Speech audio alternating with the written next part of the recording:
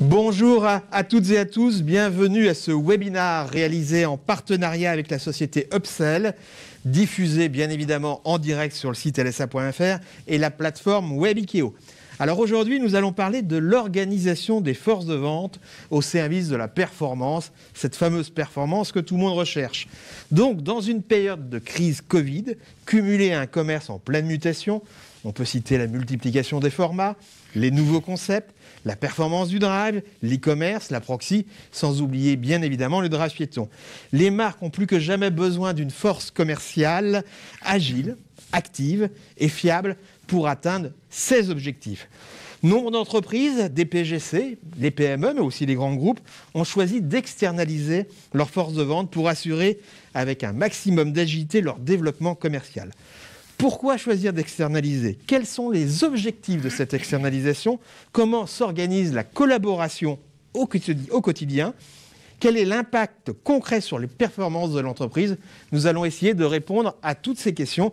Et je suis ravi d'accueillir aujourd'hui Audrey Dury, donc compte clé chez Polti-France. Bonjour Audrey.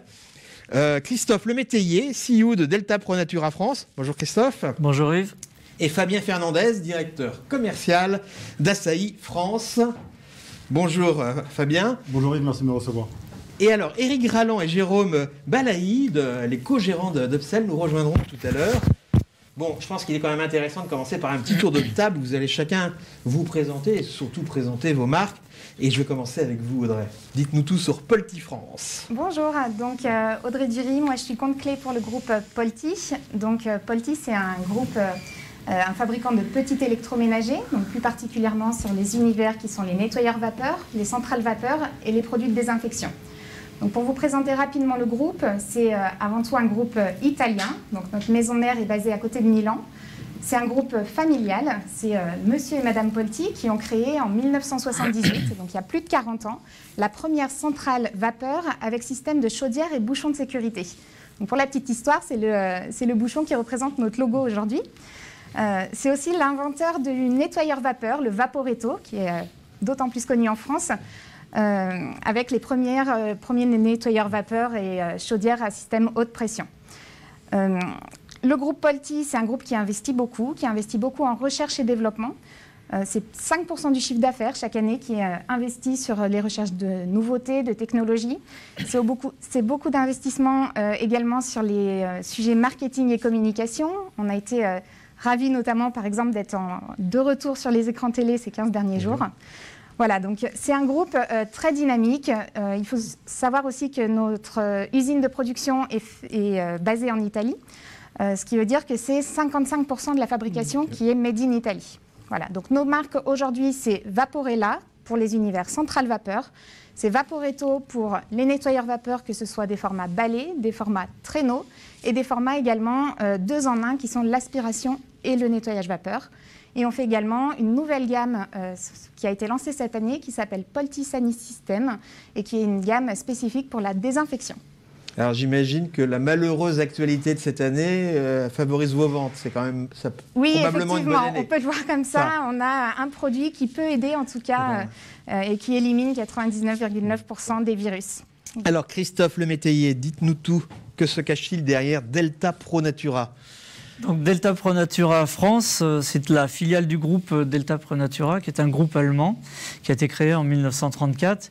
La filiale française a été créée en 2016 et est installée dans la banlieue bordelaise. Donc nous, on intervient dans le domaine du DPH, principalement, avec 2 marques en propriété et 2 marques en distribution. Les propriétés sont la marque Dr Beckmann, qui sont des produits d'entretien pour le linge, produits d'entretien de la maison, des également. Le Fessnet pour l'hygiène corporelle, qui est un papier toilette humide. BioRepair et Jordan pour tout ce qui représente l'hygiène bucco-dentaire. Donc BioRepair étant un dentifrice réparateur d'émail, le seul dentifrice breveté au monde, si j'ose dire, avec la technologie micro-repair, et Jordan qui s'adresse plutôt sur les jeunes enfants. Et on est la seule marque aujourd'hui en France, malgré le fait qu'on soit une PME, qui proposons une brosse à dents premier âge, c'est-à-dire une brosse à dents pour les 0-2 ans avec un anneau de dentition et pour l'apprentissage de la propreté. J'ai envie de vous poser la même question qu'à Audrey. Sur certaines de vos activités, j'imagine que la Covid a favorisé quelque peu vos ventes? Oui, absolument. Alors, aussi bien chez Dr Beckmann que chez Fessnet, mais le boom a été notamment sur Fessnet, sur Fessnet, le papier toilette humide. On sait tous ce qui s'est passé dans les rayons du papier toilette. Des ruptures. Voilà, dans les supermarchés. Et comme Fessnet, et notamment le papier toilette humide, est une nouvelle catégorie, les gens ne sont pas encore habitués spontanément à acheter du papier toilette humide. C'est vrai que ça nous a beaucoup aidé. Ils se sont rabattus, au vu des rayons vides, sur du papier toilette humide. Et donc, ça nous a bénéficié. On a franchi un cap. On n'est pas redescendu et ça nous a beaucoup aidé, effectivement. Alors, restons sur la croissance qui nous intéresse tous, le marché de la bière, bien évidemment. Fabien Fernandez, Asahi, le marché de la bière, bonne croissance depuis quelques années déjà. Exactement, Yves. Donc moi, je représente la division GMS pour Asahi France, je suis le directeur commercial. Asahi, aujourd'hui, c'est la 20e plus grande société au monde sur la partie PGC. On est le 3e brasseur mondial. Le groupe a été créé dans les années 1892 et le groupe a racheté il y a maintenant plus de 3 ans une société qui s'appelle SABMiller avec ses marques, dont Peroni, Asahi, qui est bien sûr la maison mère, des marques comme Saint-Stéphanus, Pilsner Urquell, qui sont des marques spécifiques, fabriquées dans leur pays d'appartenance, pour une promesse aux consommateurs d'appartenance et de naturalité sur leur origine. Aujourd'hui, notre croissance, elle est de 25 à 30%. Tout dépend. C'est pas mal. C'est pas mal, c'est pas mal. On est présent sur tous les réseaux, de la proxy au HM, et aujourd'hui, notre performance est très forte sur la partie proxy, puisque, comme vous le disiez très bien, les gens sont recentrés sur les achats. Les bars, malheureusement, étant fermés, les gens ont commencé à acheter de la bière à partager. Donc, ils ont quitté le format unitaire, le format bouteille seule, pour aller sur un format pack de 6. On le verra un peu plus tard. On l'a sorti cette année, ça tombe très bien. Asahi est aujourd'hui très fortement représenté en France et on souhaite continuer notre développement pour renforcer notre présence sur le marché français. Alors, je vous propose de rentrer directement dans le vif du sujet avec ma première question. Pourquoi avez-vous choisi d'externaliser et sur le long terme votre force de vente? Et Christophe, on va commencer avec vous. Pourquoi donc l'externalisation? Pourquoi ce choix? Grande question. Alors pour nous, c'est un petit peu particulier parce qu'on est une PME qui a été créée en 2016. Non pas que les marques n'existaient pas en France avant 2016, mais Dr Beckmann et Fessnet étaient distribués déjà par un distributeur. Donc toujours appartenant au groupe Delta Pro Natura, et ce groupe-là a choisi de développer sa filiale. Donc on avait un impératif, c'était maintenir une activité dans les rayons et maintenir notre présence. Maintenir également, sécuriser nos positions. Donc quand on parle du terrain et sécuriser nos positions, bien entendu, ça passe par la force de vente. Donc on s'est beaucoup posé de questions en se demandant est-ce qu'on va faire une force de vente internalisée, est-ce qu'on va externaliser, est-ce qu'on va mutualiser. Et la mutualisation, on peut également se demander si on l'a fait avec un partenaire en externalisation ou avec un industriel qui a déjà sa propre force de vente et qui offrirait une mutualisation possible. Donc on a étudié tout ça et puis on s'est dit que déjà internaliser c'était pas pour nous parce que PME, budget limité, on s'est donc posé la question de la mutualisation. On se confrontait également à devoir faire des compromis sur la gestion de nos marques, la gestion des temps forts, la saisonnalité. Donc on voulait garder une certaine maîtrise de nos marques, donc on a choisi d'externaliser. Mais on a choisi d'externaliser, mais en restant exclusif. C'est-à-dire qu'aujourd'hui, nous, on a une force de vente qui est externalisée donc avec Upsell. Et on a 12 chefs de secteur qui sont exclusifs et qui travaillent exclusivement pour nos 4 marques. Voilà. Donc notre grosse contrainte de départ, c'était ça. C'était externaliser oui, mutualiser non. Et 4 ans après, on est toujours sur ce modèle. Audrey Dury, chez Folty, racontez-nous pourquoi cette externalisation. Oui, alors un point de contexte également, c'est qu'on a eu plusieurs constats. Le marché a beaucoup changé et beaucoup évolué ces dernières années. Plusieurs exemples. Internet, par exemple, a pris beaucoup de place dans la distribution. Nous, chez Folty, on évolue dans un environnement qui est devenu aussi de plus en plus concurrentiel. Je vous ai dit tout à l'heure, on a été le créateur de la catégorie des nettoyeurs vapeur. Aujourd'hui, on voit beaucoup de nouveaux entrants. On est confronté à des grands groupes qui ont aussi des forces de vente sur le terrain qui sont très nombreuses, très présentes. Donc on se doit d'être présent également. Et un dernier point de contexte aussi, c'est les méthodes et les processus de vente ont évolué. Auparavant, un commercial sur le terrain, il pouvait être amené à aller chercher la commande. Il arrivait en magasin avec son bon de commande. Aujourd'hui, tout est beaucoup plus centralisé. Les négociations, le sell-in se fait au niveau des centrales d'achat. Les actions terrain, elles sont beaucoup plus orientées vers le sell-out, vers le consommateur final, et finalement vers des actions qui sont plus orientées vers des actions marketing. Voilà, donc tous ces constats ont fait que Polti a dû s'adapter, a dû adapter son organisation. Et c'est vrai qu'il y a quelques années, les équipes dirigeantes ont choisi de garder en interne les compétences marketing et commerce grand compte et de faire appel à un prestataire externe, donc qui est Upsell pour la gestion des activités terrain, tout en ayant une meilleure couverture géographique. Alors Fabien Fernandez pour Asahi, quel était le raisonnement à l'époque ? Alors, en fait, la collaboration a quasiment 10 ans avec Upsell. Moi, j'ai récupéré l'activité chez ASI il y a 1 an. Le raisonnement est simple. On est très agile avec la société Upsell. C'est très efficace. Ils ont les outils intégrés. Le reporting est très précis. Ils sont en constante évolution sur tous les KPI, donc tous les outils qui nous aident à mesurer leur travail au quotidien. Tous les outils qu'on leur donne, tous les repères qu'on leur donne et tout ce qu'on veut mesurer. Et aujourd'hui, pour nous, c'est une extension de notre société, puisqu'en fait, c'est notre bras. C'est eux au quotidien qui vont, et comme disait très bien Audrey, continuer à faire ce qu'on a très bien fait en centrale. Et ils vont exécuter pour nous. Donc, ils ont les bras et les jambes. Et nous, quelque part, on est un peu la tête sur les négociations. Donc, c'est vraiment une extension de la société. Après, le choix, il a été fait tout simplement il y a 10 ans. J'étais pas là, malheureusement, mais voilà. Petite question non prévue, d'ailleurs. Quand vous travaillez tous les trois donc avec Upsell, vous connaissez ou pas ? Vous connaissez les clients ou pas ? Ou chacun est de son côté ? Il n'y a pas... Pas du tout, vous ne connaissiez pas. Il n'y a pas de mélange. Il n'y a pas de mélange. Allez, deuxième question. Quels sont les... heureusement, oui, mais je pose la question. Quels sont les objectifs de cette force de vente ? Qu'est-ce que vous avez assigné comme objectif, Christophe ? Quand on parle de force de vente, dans vente, il y a vente, et donc c'est vendre et vendre encore, quoi. Voilà. Plus sérieusement, le principal objectif pour nous, ça reste d'avoir, la conséquence c'est de vendre bien sûr, mais c'est d'avoir la meilleure présence possible en magasin. Donc ça passe par l'animation de la force de vente, bien entendu. Et l'animation de la force de vente, c'est la responsabilité du chef des ventes nationales. On a aujourd'hui, nous, 12 chefs de secteur. On a commencé en 2016 avec 10. Alors je rappelle qu'on est une PME, ça peut paraître court, 10 chefs de secteur pour certains, mais quand on est une PME, pouvoir accéder à une force de vente de 10 ou 12 personnes, c'est déjà relativement conséquent. Et donc, ces 12 chefs de secteur qui travaillent extrêmement bien aujourd'hui sont managés par Arnaud, notre chef national des ventes. Donc, concrètement, ça veut dire quoi ? Ça veut dire qu'on visite sur le territoire national, on n'a pratiquement pas de zone blanche. On couvre l'intégralité, à quelques exceptions près, l'intégralité du territoire français. On visite 1800 points de vente.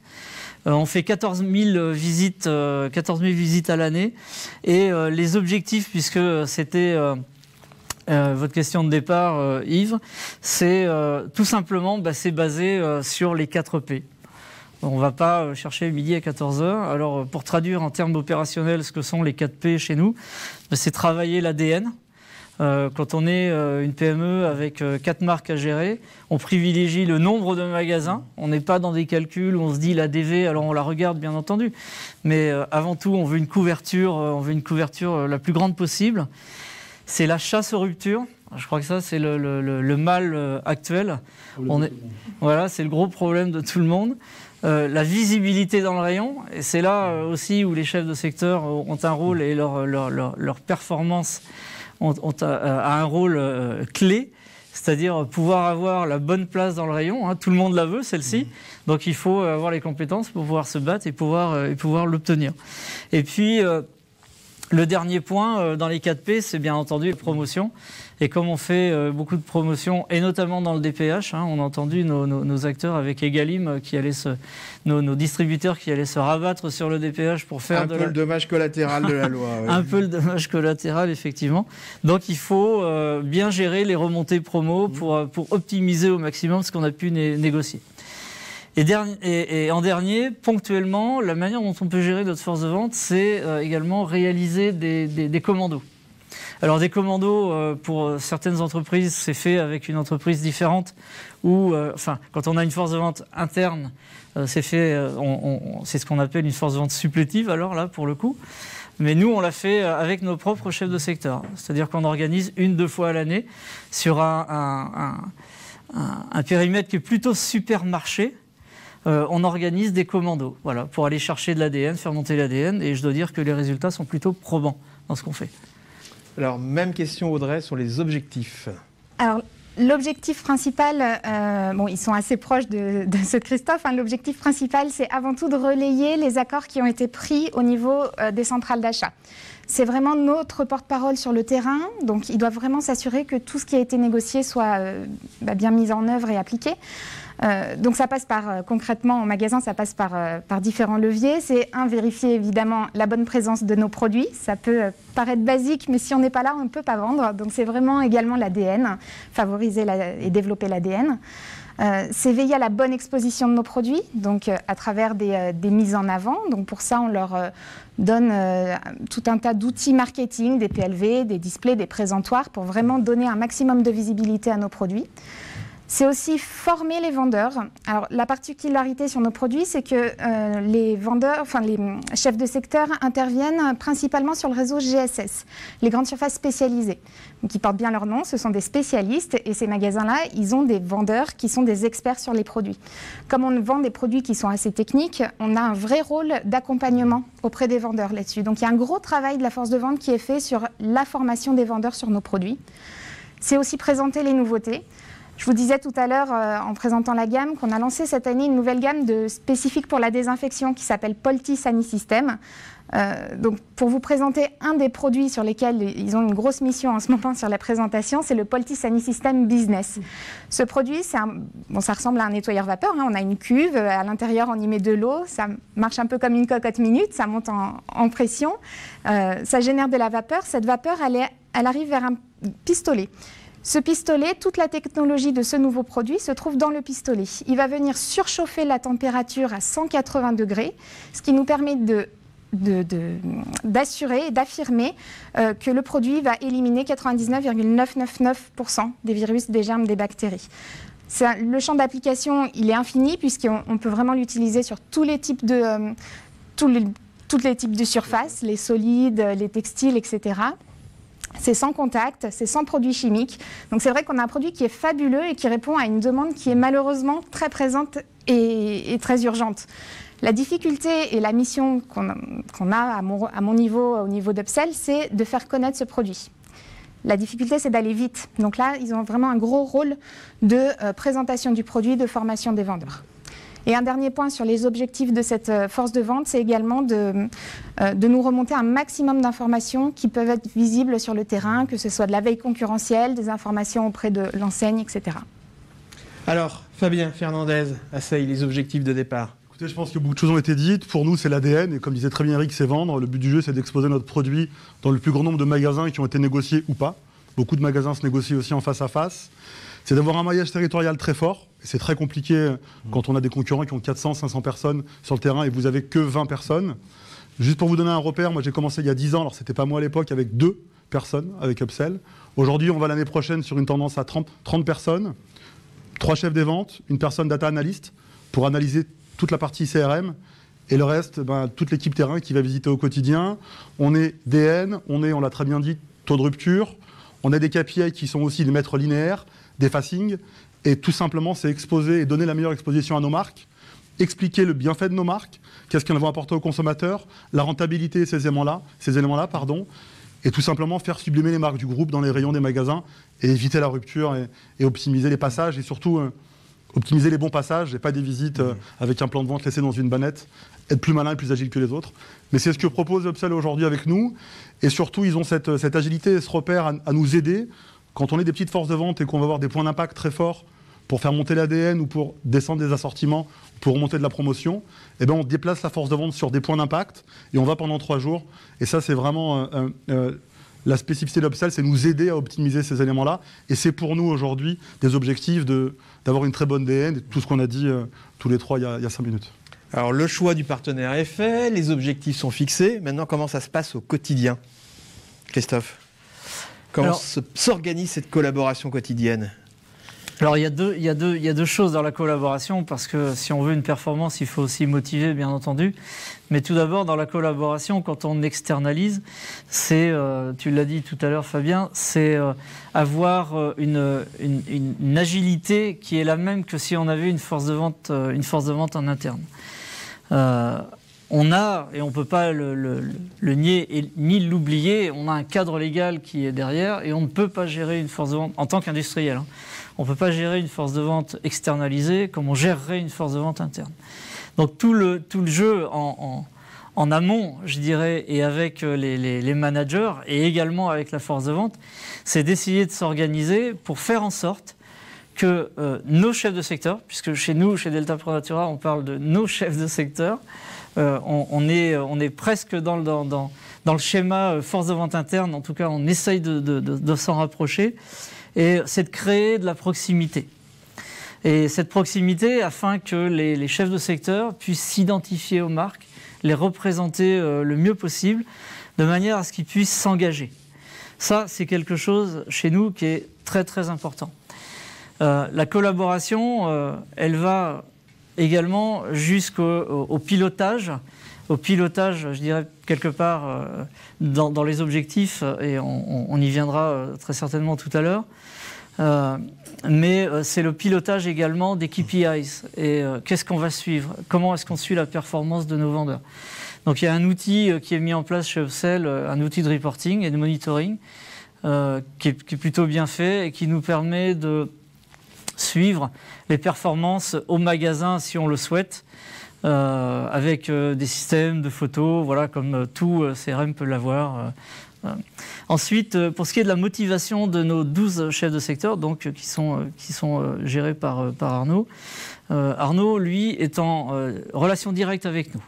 Donc il est en relation directe avec Delta ProNatura et notamment avec nos comptes clés. Et on base toute l'action des chefs de secteur est basée sur deux types d'objectifs. On a un objectif qui est plutôt long terme, qui est un objectif annuel. Celui-ci, il est très opérationnel également, mais il est basé sur les 4 P qu'on a vus tout à l'heure. Et puis on a des objectifs qui sont plutôt ponctuels, et pour nous, on les veut mensuels. Et on met en place ce qu'on appelle notre PPE, notre plan de priorité enseigne. Et donc en quelque sorte c'est la feuille de route du mois, et cette feuille de route elle est rythmée par les temps forts qu'on peut avoir en fonction de nos différentes marques et des différentes enseignes. Voilà. Et de la conjoncture qui est très mouvante actuellement. Donc et de la conjoncture effectivement. Voilà. Effectivement on a dû, alors je rebondis effectivement sur cette crise sanitaire où au sortir du premier confinement on a dû où les forces de vente sont restées pendant 1 mois et demi sans aller sur le terrain. Il a fallu se réapproprier le terrain. Donc ça a été en quelque sorte une bataille à mettre en place avec une stratégie. Et vraiment, ça a été rythmé. Donc je remercie d'ailleurs tous nos chefs de secteur qui sont battus pour remettre en place nos marques. Et d'une façon très rapide, et quelquefois peut-être beaucoup plus rapide que certains de nos concurrents, qui pour certains sont des grands groupes. Donc en termes de motivation pour nos chefs de secteur, il est de 2 ordres, peut-être de 3. En termes de rémunération tout d'abord, donc ils sont basés sur une rémunération, c'est assez classique je dirais, mais c'est une rémunération fixe. Donc annuelle, et puis une rémunération variable qui va au gré des objectifs qu'on a cités tout à l'heure, que ce soit sur le long terme ou sur le PPE également. Et puis on organise, c'est pas parce qu'on est externalisé qu'on n'a pas le droit de gérer non plus les vendeurs.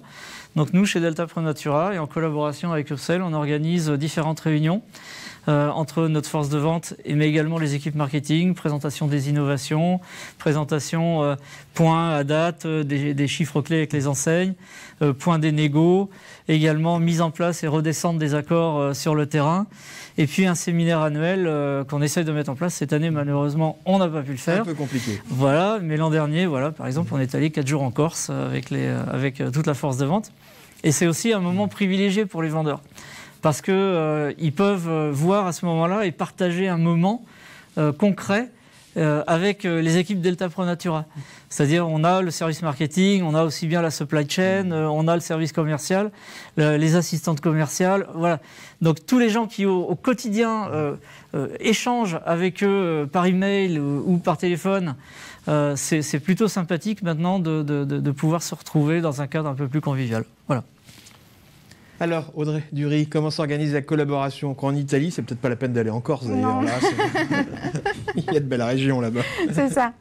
Alors chez nous, on a 5 commerciaux sur le terrain, répartis de façon géographique, et un manager. Donc ce manager, c'est notre référent, c'est notre interlocuteur unique, ce qui ne veut pas dire qu'on est hermétique à tout échange avec les chefs de secteur. Évidemment, on a la chance aussi d'être une PME et finalement d'être tous très accessibles. Donc c'est vrai qu'on favorise vraiment la communication entre nous. Donc avec Raphaël, qui est notre chef des ventes chez Upsell, donc on a un échange quasiment quotidien. C'est vrai que je peux vous en parler de façon très opérationnelle parce que je suis en lien direct avec lui. C'est vrai qu'on a des échanges quasi quotidiens sur des sujets qui sont très opérationnels, d'ordre commercial, marketing. J'ai telle rupture sur un produit, quand est-ce qu'on va être livré, ou alors j'ai une formation, j'ai besoin d'éléments, etc., etc. Donc c'est des sujets très opérationnels. Une fois par semaine, on se fait un point un peu plus structuré avec toutes les remontées terrain. Donc tout ce qu'ils peuvent analyser, les infos. Donc les infos, elles peuvent être montantes, elles peuvent être descendantes. Moi, j'essaye aussi de les alimenter un maximum sur ce qui se passe au niveau de nos enseignes. C'est vrai que la question qu'on peut se poser avec une force de vente externalisée, c'est quel niveau d'information on peut leur donner. C'est vrai qu'on traite pas mal de sujets qui sont confidentiels finalement, avec avec des niveaux de prix, des niveaux de marge, des stratégies commerciales, etc. C'est qu'est-ce qu'on peut leur dire. Nous, chez Polti, on a pris le parti de donner un maximum de visibilité à la force de vente. Je prends un exemple, un produit qui est en promotion en magasin. Il y a plein de raisons pour lesquelles il peut être en promotion. Est-ce que c'est parce que c'est une nouveauté, c'est une offre de lancement? Est-ce que c'est parce qu'on veut venir, s'attaquer à un segment de prix sur lequel on n'est pas très fort? Est-ce que notre produit ne tourne pas très bien? Enfin, il y a plein de raisons possibles. Si cette information, on ne la donne pas à la force de vente, l'action, elle est moins pertinente en magasin. Parce que du coup, si c'est une nouveauté, il faut que mon produit soit présent, mes vendeurs soient formés, etc., etc. Donc c'est vrai que plus on leur donne des informations, plus les actions seront pertinentes. Voilà, donc ces informations, elles sont très régulières avec le chef des ventes. Et une fois par mois, on a un rapport, je dirais, beaucoup plus orienté vers les performances du mois. Sur justement les gains de DN, les nombres de formations, les nombres de visites, etc. C'est quelque chose de beaucoup plus structuré, beaucoup plus formel qu'on reçoit une fois par mois. Donc globalement, la communication, elle se passe très très bien et c'est très fluide entre les différentes équipes. Fabien, même question. Alors, je ne vais pas répéter ce qui a déjà été dit par Eric et par la demoiselle. Aujourd'hui, nous, on a mis des choses très claires en place. Ça fait 1 an que j'ai récupéré la direction commerciale. Avec un peu de recul, la communication aujourd'hui est l'axe clé pour nous. Pourquoi? C'est qu'en fait, Eric est très agile. Donc la société Upsell, a une agilité très forte, mais il faut être très clair avec eux dans la communication d'infos, notamment sur les assortiments, sur la partie promotion. Mais pour faire tout ça aujourd'hui, il faut vraiment une roue d'engrenage et il faut mettre des routines. Pourquoi je parle de routine? C'est qu'en fait, on s'est imposé des temps avec eux de travail, de parole, comme on disait tout à l'heure, et comme tu disais très bien, des temps d'appels téléphoniques ou de débriefs. Et en fait, ces éléments-là, aujourd'hui, nous permettent à nous de s'arrêter dans le temps, de prendre du recul, d'anticiper sur les actions futures ou de faire une analyse sur les actions passées et d'avoir des actions plus précises et d'optimiser en fin de compte cette force de vente qui peut être très agile, très habile, mais aussi très difficile on l'a vu tout à l'heure par rapport à la loi, à travailler, puisqu'en fait on ne peut pas appeler tout le monde et n'importe comment. Après, c'est très simple, Eric a Upsell, un très bon logiciel, pardon Eric, je parle que toi, mais c'est Upsell. Ils ont un très bon logiciel, un très bon CRM qui vous permet de calibrer beaucoup de choses selon vos KPI. Et chaque société, on est de trois marchés différents, permet d'avoir des informations qu'on souhaite. C'est vraiment du sur-mesure. Après, on recherche tous la même chose, de l'ADN, de la rupture, du facing, ces choses-là. Mais c'est vraiment didactique. Et je dirais, en fin de compte, la collaboration, elle est simple du moment où on communique et où on fait tout ça. Et après, il n'y a plus que la vente à faire et c'est parti. Je m'aperçois que vous avez l'inconvénient de parler à chaque fois en dernier. Donc la 4e question, je vais commencer avec vous. C'est sympa, Yves. Ça, vous allez... Et là, on va parler chiffres, l'impact, tout simplement. Ça a quel impact concret sur les performances de l'entreprise, de votre entreprise? Alors aujourd'hui, je vous l'ai dit, l'entreprise est coupée en deux. Il y a l'interne et l'externe. L'interne pourrait vivre sans l'externe, mais les résultats ne seraient pas là. Quand on parle d'impact, aujourd'hui, nos résultats sont en sell-out plus de 30%, sachant qu'on a décidé de communiquer certains éléments et tous les éléments aériques en sell-in et en sell-out. Donc ça nous permet, je reviens pas en arrière, d'analyser aussi les points d'impact et les magasins et les régions sur lesquelles on peut accélérer quand on voit que le sell-out est plus faible. Aujourd'hui, une force de vente, ça a un certain prix, un certain coût, mais c'est très rentable. Il faut juste l'optimiser. Pour nous, c'est la quasiment 10e saison. On est à 20 personnes cette année, 22. On va passer quasiment à 30 l'année prochaine. On sait que c'est un coût, mais c'est aussi une réussite pour nous de les avoir en externe. Après, l'impact, il est... Et c'est aussi 30% de croissance quand même. Et voilà. Alors attention, on vient de loin, mais c'est 30% de croissance tous les ans, depuis longtemps, et on espère, et on met tout en œuvre avec le service marketing d'Asahi et avec les gens sur le terrain pour développer tous les ans et accélérer encore à plus 50 l'année prochaine. Je vous le souhaite sincèrement. Audrey, quelques résultats, comment ça se passe? Oui, alors ce que je peux vous dire, c'est que le marché du nettoyeur vapeur, c'est un marché qui évolue et qui est en croissance constante depuis plusieurs années maintenant. Nous, Polti, on est... Le petit électroménager, d'ailleurs, globalement, petit électroménager se porte bien. Et la catégorie nettoyeur vapeur, très bien. Polti, on est très heureux cette année de faire une croissance et de progresser 3 fois plus vite que le marché. Donc ça, c'est lié à différents leviers. Il y a une demande qui est accrue sur le marché. Il y a des investissements, comme je le disais aussi, qui se font beaucoup au niveau de la R&D, des nouveautés, des campagnes de communication, etc. Et puis, il y a les actions de la force de vente et les actions commerciales. À fin juillet, là en 2020, on est également passé le leader, donc redevenu le leader, puisqu'on a créé la catégorie il y a 40 ans, on est redevenu le leader sur le marché total du nettoyeur vapeur, tout réseau confondu, hormis le bricolage sur lequel on n'est pas du tout présent. Voilà, donc ça, c'est des résultats qui sont très positifs pour le groupe. Au niveau d'Upsell, des chiffres pour être plus parlantes sur vraiment les missions réalisées par Upsell. Donc en termes de DN, on est aujourd'hui à 94% de DN en moyenne dans les enseignes qui sont visitées. Pour vous donner un ordre d'idée, il y a 2 ans, chez un de nos principaux clients, on était à 67%. On a gagné plus 27% de DN. Voilà, donc chez un de nos clients, c'est vrai que là, c'est une action et un résultat concret de la force de vente.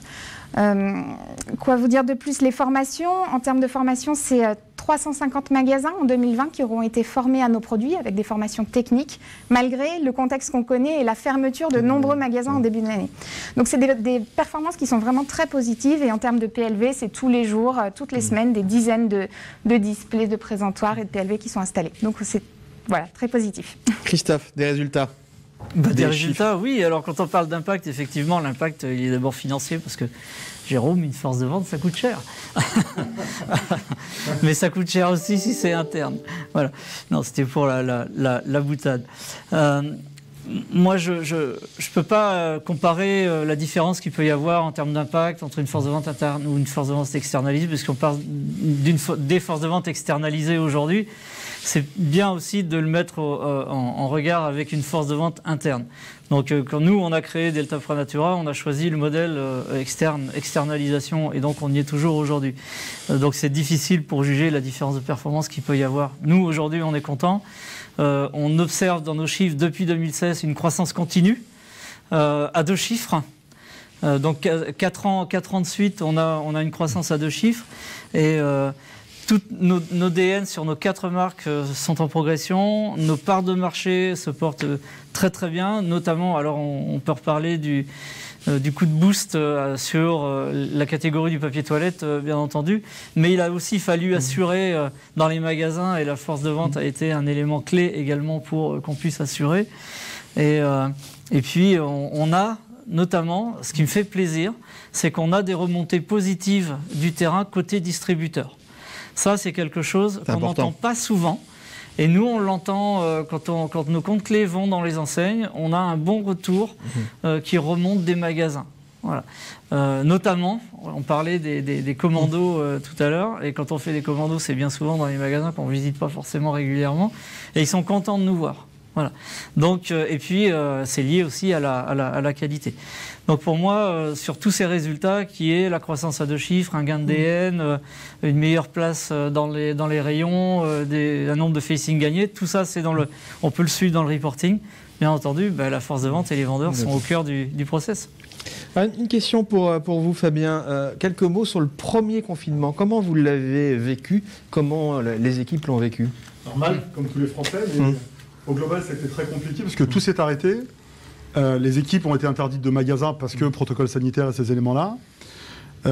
Et puis, vous êtes chez vous, tout le monde est en home office, mes cams sont en home office, l'équipe market qui nous soutient au quotidien est en home office aussi. Vous ne savez pas trop comment approcher le terrain, il n'y a plus personne en magasin, les gens sont malheureusement au chômage partiel. Et puis, la proximité avec Upsell sur qu'est-ce qu'on fait, comment on le fait, est-ce qu'on continue à appeler les clients, est-ce qu'on continue pas à appeler les clients. Et puis, Eric a eu le nez creux. Et 15 jours avant la reprise, il demandait de reprendre l'activité pour faire du phoning, pour reprendre contact avec nos clients entre guillemets fidèles, mais les magasins qu'on suivait au quotidien. Et puis l'équipe a remboîté le pas, a fait du phoning, a commencé à remettre un peu le pied à l'étrier. Et puis dès que la partie gouvernementale a dit c'est bon, vous pouvez y aller, mon équipe était déjà sur le pont. Le premier jour, on était en magasin.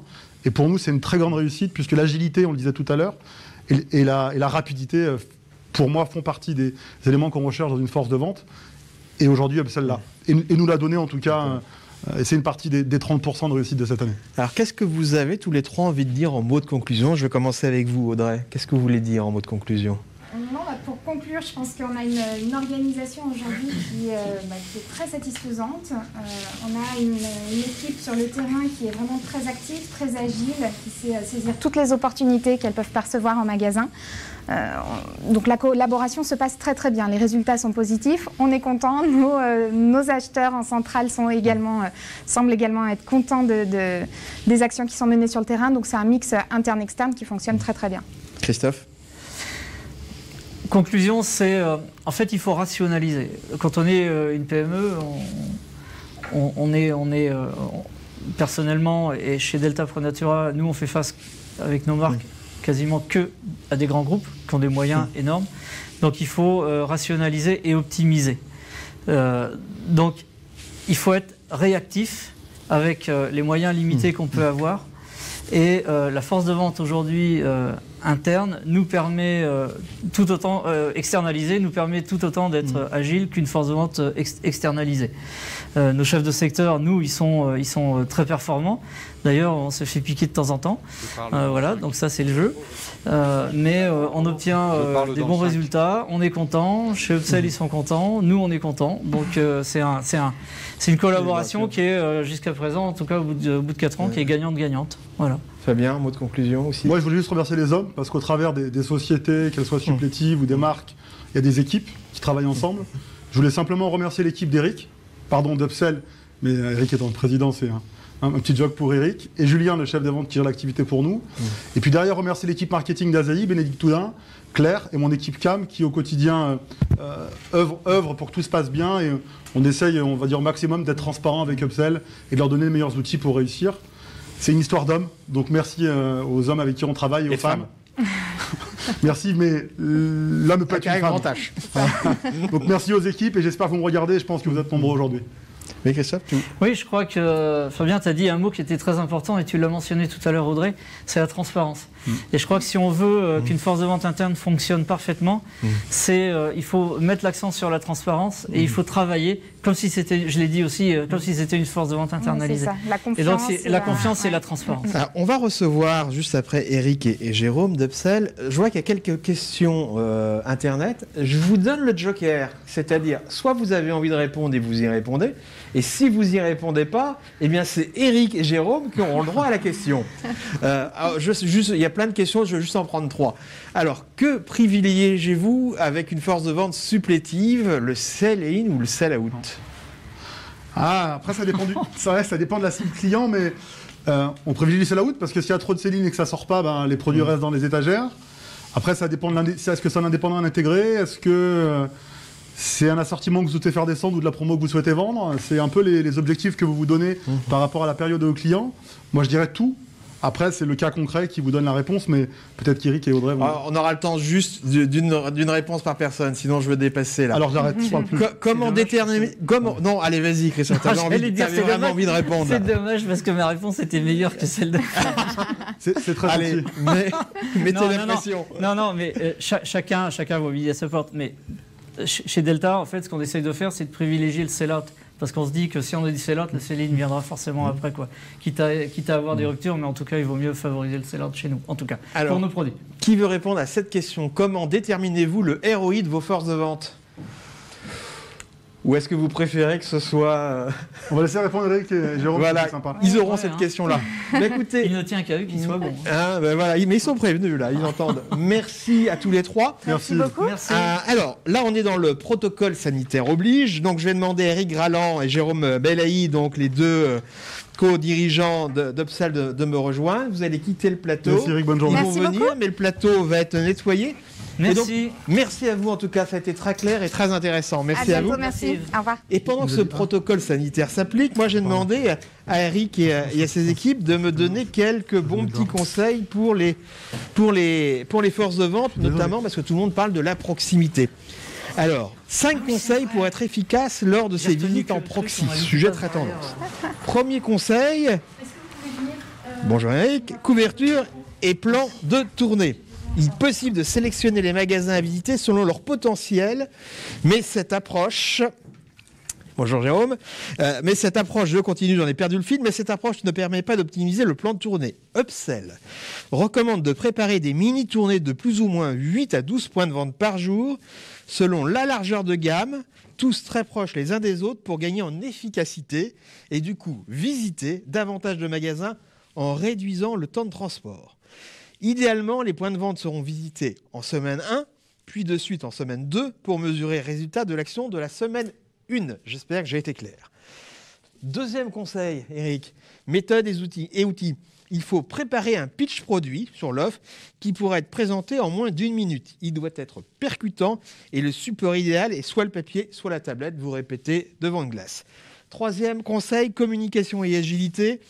L'activité commerciale en proxy nécessite des équipes aguerries qui vont savoir créer le contact et instaurer immédiatement une relation de confiance. Pour soutenir l'équipe, il est nécessaire de communiquer en permanence avec elle et Upsell recommande l'usage de la messagerie instantanée entre tous les membres de l'équipe et du management. Là, je ne veux pas dire de marque, vous connaissez les meilleures messageries. Quatrième, le reporting. L'outil de reporting doit être léger et adapté. Le smartphone ou la tablette sont idéales, tous les outils d'aujourd'hui. Cinquième point, le pilotage. Le pilotage doit être quotidien. Généralement, il faut suivre chaque jour les références manquantes et les gains. Références manquantes, d'ailleurs, on a beaucoup parlé des ruptures. Bon, bonjour à tous les deux. Bonjour Yves. J'ai trouvé le débat très intéressant tout à l'heure. Quels sont les circuits de distribution que vous pouvez couvrir? Quels sont les circuits de distribution qui s'ouvrent à l'externalisation? Lequel des deux veut bien répondre? Je vais tenter une réponse. Donc Jérôme Belaï. En fait, tous les circuits peuvent être ouverts en externalisation. On l'a vu avec les 3 intervenants précédents, la GSA évidemment, mais la GSS d'Arty Boulanger, Confo But, le bricolage, les jardineries, les pharmacies évidemment. On va même chez les cuisinistes. Donc vraiment, il n'y a aucun circuit qui aujourd'hui ne peut pas être travaillé par une force de vente externalisée. Donc plus des secteurs sont en train de se moderniser et utiliser les codes de la GMS, j'ai envie de dire, ou au moins de la distribution organisée, plus ça vous intéresse et plus vous vous dites que ce sont des cibles potentielles. Oui, mais même des circuits très indépendants, peu centralisés, comme l'est par exemple la pharmacie, peut être travaillé effectivement porte après porte. On va même en hôpital psychiatrique, en CHU. Donc on peut vraiment tout faire en externalisation. Les équipes sont travaillées sur mesure, préparées, formées sur mesure. Donc en fait, on peut pratiquement tout faire. Alors vous l'avez vu pour tous ceux qui sont avec nous depuis le départ, on a été très discret sur Upsell, mais quand même quelques chiffres de cadrage. Ça représente quoi, Upsell ? Ça représente 150 salariés, tous en CDI. C'est important parce qu'en fait, Upsell ne travaille que sur le long terme avec ses clients et qu'avec des équipes dédiées. Donc 150 salariés, c'est bientôt 11 ans. C'est 12 millions d'euros de chiffre d'affaires, uniquement en prestations, donc puisqu'on ne vend pas de produits. Et puis après c'est autant de clients. On a aujourd'hui une vingtaine de clients et on défend la progression d'environ 45 marques. Alors, la part de l'alimentaire, j'aurais pas dit ce chiffre-là, j'ai été étonné. Quelle est votre part dans l'alimentaire ? L'alimentaire, c'est environ un tiers de notre activité. Ça reste stable, malgré la progression donc, que nous suivons, puisqu'en fait, l'entreprise progresse d'environ 23% chaque année depuis 8 ans. Donc c'est une moyenne, hein, donc c'est plutôt correct. On va finir d'ailleurs en positif cette année, malgré une année Covid et 1 mois et demi de quasiment inactivité. Donc on progresse plutôt bien et du coup, la part de l'alimentaire reste stable. Alors, vous faites un métier de femmes et d'hommes, mais également de digital. On parle beaucoup de CRM. Qu'est-ce que vous mettez en place? On a un CRM qui est extrêmement performant, qu'on développe en interne. On a entre 6 et 7 développeurs qui travaillent sur ce CRM régulièrement pour l'entreprise, qui sont des salariés d'Upsell. Ça ne nous empêche pas, on aime bien l'externalisation, nous aussi, de faire appel à des prestataires extérieurs très compétents dans leur domaine plus technique. Ce CRM, on en a parlé un peu rapidement tout à l'heure. C'est un CRM qui nous permet effectivement d'établir un questionnaire de visite, de restituer à nos clients l'ensemble des KPIs sur lesquels ils veulent que cette force de vente travaille. Ça peut être l'ADN, ça peut être le nombre de formations, ça peut être des photos, ça peut être tout un tas de choses. Et nos chefs de vente ne travaillent pas eux-mêmes sur le CRM. C'est un CRM qui est produit automatiquement, sur lequel le chef de vente met sa valeur ajoutée d'analyse et de recommandation. Alors, on a un certain nombre de questions. Je vais les découvrir avec vous, donc c'est sans filtre. Bonjour à tous. En externalisant, ne prive-t-on pas d'une culture de l'entreprise qui est un atout important pour vendre un produit et être mieux reconnu par le client? La culture d'entreprise. La culture d'entreprise, c'est important, mais je crois avoir entendu effectivement nos intervenants et clients précédents rappeler à quel point ils étaient proches des équipes. En fait, dans la réalité, nous assurons, nous, le portage, le management, mais la totalité, finalement, de l'information produit, société, elle est produite par le client, qui peut être très proche des équipes que nous manageons. On nous pose parfois la question de savoir si on peut tourner avec des vendeurs, accompagner des vendeurs sur le terrain. Bien sûr qu'on peut accompagner des vendeurs sur le terrain, même s'ils sont externalisés. Donc, finalement, la culture d'entreprise, c'est celle de chacune des entreprises et on l'applique d'autant mieux que l'entreprise cliente s'implique, elle aussi, ce qui est le cas de nos clients. C'est important. Si je peux compléter, en fait, on l'applique d'autant plus cette culture, c'est que nos équipes sont dédiées et long terme avec nos clients. Quand nous, on ne fait pas de commando chez Upsell, c'est sûr qu'un commando de 3 mois, il n'y a pas de culture d'entreprise qui peut être diffusée en interne dans la force de vente. Mais ce n'est pas notre cas. Quand on travaille depuis 5 ans, 6 ans ou 3 ans ou 4 ans chez un client et avec ce client, forcément l'équipe de vente est totalement imprégnée de ces cultures. Ce que disait Audrey tout à l'heure, la question de la confiance est importante. Jusqu'où donner des chiffres? En fait, il n'y a pas de limite. Vous avez, je crois tout à l'heure, Yves posait la question aux trois intervenants. De savoir s'ils se connaissaient entre eux. Et finalement, aucun d'entre eux n'avait l'occasion de se connaître. En fait, c'est pas qu'on veut pas, c'est que naturellement, en fait, on a pour chaque client une équipe qui lui est dédiée. Et puis des process qui sont spécifiques et on garde confidentiel finalement les informations de chacun. Plus on en a, plus finalement on peut aussi être profitable dans nos analyses avec nos clients et on n'a pas de tabou avec eux. On partage nos chiffres, ils partagent les leurs. Et l'objectif, c'est qu'on travaille vraiment en toute transparence pour construire le futur ensemble. Oui. Et progresser, enfin, vous avez vu trois témoignages d'entreprises qui progressent plus vite que leur marché. Et ça, quelque part aussi, alors on peut dire c'est la force de vente externalisée, Upsell, mais on peut aussi dire c'est une bonne collaboration où chacun sait ce qu'il a exactement à faire. Ce qui était intéressant, j'ai trouvé dans leur réplique, c'est pas la réponse orale, c'est leur recul une fois que j'ai posé la question, comme s'il était évident qu'ils ne se connaissaient pas. Le gestuel était plus important que la réponse. C'était assez sympathique à regarder. On a des questions. Alors, il y avait une question. Cette question, elle est pour les entreprises qui ont témoigné, mais je suis sûr que vous pouvez répondre. Toute la force de vente est externalisée ou y a-t-il un mix externe ou interne? On a tous les cas de figure. On a chez Upsell des clients qui ont leur propre force de vente et qui nous demandent d'avoir aussi une force de vente dédiée, externalisée pour eux, soit sur un circuit différent, soit sur une région différente. Ça, c'est vraiment en fonction du client. Et en majorité, on a plutôt des clients qui n'ont pas de force de vente, même si ce sont des grosses entreprises pour beaucoup d'entre elles, et qui ont décidé d'externaliser chez Upsell ou ailleurs leur force de vente. Une force de vente externalisée est-elle juridiquement autorisée à prendre des commandes pour une société tierce et avec quel risque ? Bien sûr qu'elle est autorisée à prendre des commandes, et on le fait d'ailleurs, on ne peut plus régulièrement, tous les jours, dans les circuits où c'est encore approprié. Alors dans la GSA, la GSB, les circuits, la GSS, les circuits donc organisés, on fait passer des commandes aux distributeurs.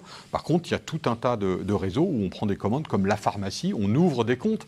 Alors l'ouverture d'un compte, ça veut dire effectivement récupérer un RIB, un cabis, se faire signer un contrat et forcément prendre des commandes. Comment mesurez-vous les bénéfices versus les modèles d'agences exclusives ? Alors j'imagine que la question, elle concerne des agences commerciales. Ouais, en fait, on est dans un schéma qui est assez différent.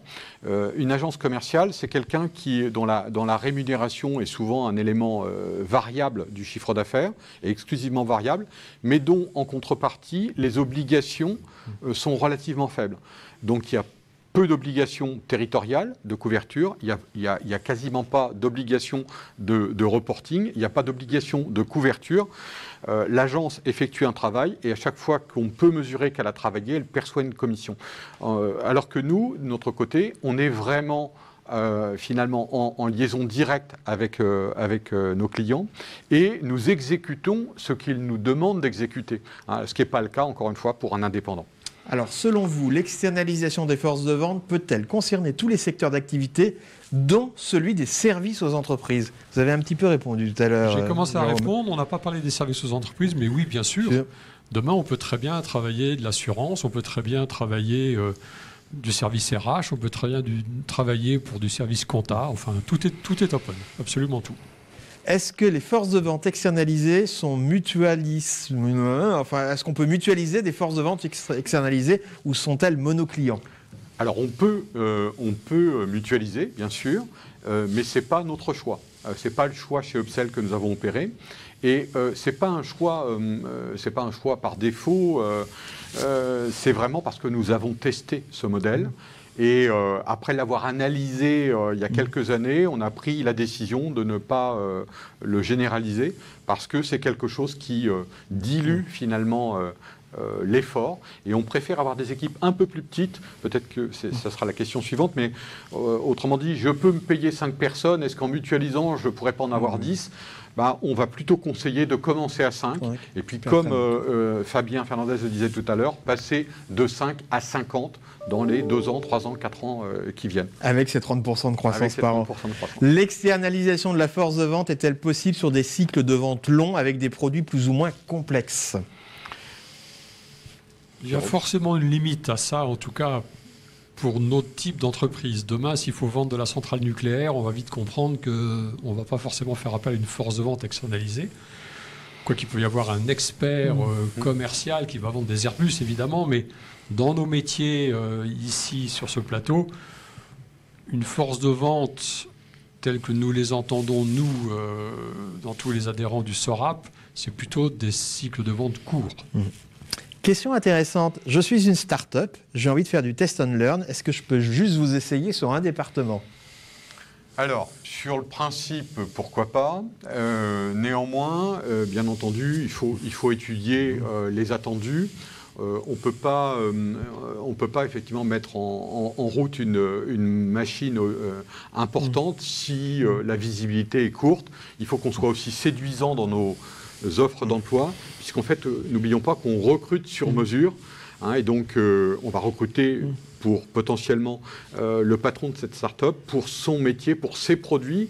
Et si on promet en face un contrat de 4 semaines, je ne suis pas sûr qu'on ait les meilleurs éléments pour performer. Et il y a beaucoup de questions. On ne pourra pas répondre à toutes les questions. Quelles sont les raisons des échecs des missions qui ont pu vous être confiées ? C'est vrai que c'est toujours intéressant de raconter les échecs. On a tendance à toujours raconter les succès. Il y a bien quelques petits échecs. Je ne vais pas dire une évidence qui est que nous n'avons pas eu d'échec. On en a eu un échec, pour être honnête. C'était un client qu'on a eu il y a 5 ans maintenant, 5 ans ou 5 ans et demi, qui est un client qui finalement n'a pas communiqué ses chiffres, n'a pas voulu faire de réunion entre son marketing et notre force de vente. En fait, ça a dérapé, il n'y a plus de communication pour des raisons qu'on ignore, et donc ça s'est arrêté, on a mis fin au contrat, ça s'est arrêté, dans la mesure où effectivement, comme on le disait tout à l'heure, on est partie intégrante de l'entreprise, même si on est externalisé, et on a besoin d'avoir de l'information, on a besoin de se sentir, entre guillemets, parfaitement partie prenante de l'entreprise en question. Le mot de confiance qui a été mentionné plusieurs fois cet après-midi. Exactement. Allez, dernière question. Quel est le modèle économique upsell avec ses clients sur une force de vente exclusive ? Comment gagnez-vous votre argent ? Alors, en fait, c'est assez simple. Le principe, c'est pour nous d'identifier quels sont les justes moyens à mettre en œuvre pour atteindre les objectifs que le client s'est fixés avec nous. À partir de là, donc, on va identifier à la fois une organisation des process, mais aussi des ressources humaines. On va lister et notamment valoriser les moyens qui sont mis en œuvre. Et nous, on applique des honoraires dessus. Et pour répondre peut-être à la question sous-jacente, c'est est-ce que ça coûte plus cher qu'une équipe de vente interne? Eh bien non. Eh bien non, je devrais dire. Ça coûte à peu près la même chose. Alors peut-être plus 2 ou moins 2, mais en gros, c'est le même schéma, avec probablement une différence, surtout dans le temps. C'est qu'en interne, souvent, il y a une inflation qui est plus importante que chez nous. Allez, dernière question, là ce sera ma question. 2020 va s'achever. J'ai vu un tweet qui disait 2021, je veux bien, mais uniquement si j'ai les conditions générales, parce que 2020, j'ai pas aimé. 2021, quels sont vos projets? Qu'est-ce que vous avez envie de faire en 2021?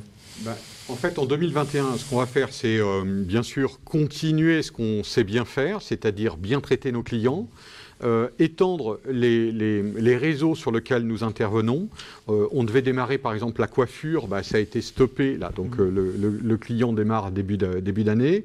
Se développer sur la partie GSB bricolage, continuer sur la partie santé, beauté. Et puis parallèlement à ça, en fait, on a aussi des gros développements qui s'achèvent avec notre outil CRM interne. Et donc, on va apporter toute une gamme de nouveautés qui sont importantes. Et on vise du coup une croissance très forte cette année 2021 aux alentours de 35 à 40%. Ah oui, belle croissance. Belle croissance. Eh ben, je touche du bois en dessous là et je vous le souhaite. Merci à tous les deux. Merci Jérôme, merci Eric. Yves. Et on prendra toutes les questions, bien sûr.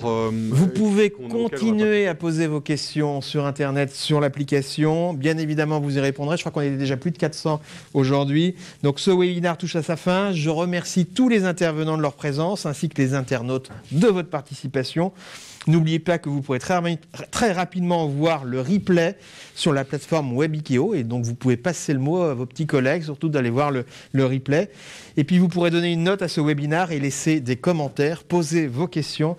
Je vous remercie tous les deux. Merci beaucoup. Merci et à bientôt. Merci. Si je peux dire encore un petit mot, c'est quand même remercier nos clients de leur intervention et également ne pas oublier l'ensemble de nos équipes, dont nos commerciaux, qui probablement vont voir en replay cette intervention et les remercier des actions qu'ils mènent tous les jours au service des marques. Et nous les saluons. Voilà, on les salue. Merci à tout le monde.